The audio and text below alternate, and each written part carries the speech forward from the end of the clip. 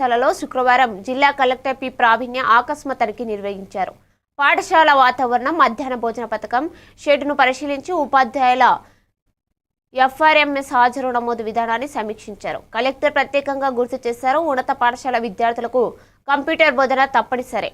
10వ తరగతి విద్యార్థుల హాజరు శాతం పెంచి 100% ఉత్తీర్ణత సాధించేందుకు ఉపాధ్యాయులు చర్యలు తీసుకోవాలని సూచించారు. నూతన మెన్యూ ప్రకారం ప్రతిరోజు మధ్యాహ్న భోజనాన్ని అందించాలని ఆదేశించారు. విద్యార్థుల సమస్యలను అడిగి తెలుసుకొని పరిష్కారం కోసం కృషి చేయనున్నట్టు హామీ ఇచ్చారు. ఈ కార్యక్రమంలో డిఎస్పీ, కార్పొరేషన్ మండల ప్రత్యేక అధికారి రామాచారి, ఉపాధ్యాయులు పాల్గొన్నారు.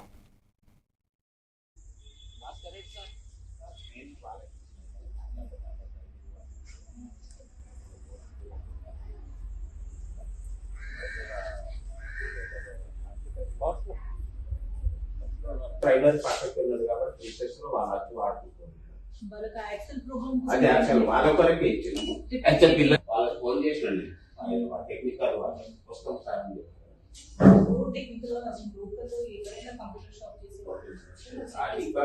ఉన్నాయి. కొంచెం తెలుస్తుంది, చూసినాము. ఒకసారి మళ్ళీ చేసి మళ్ళీ దేవపోయింది అట్లా.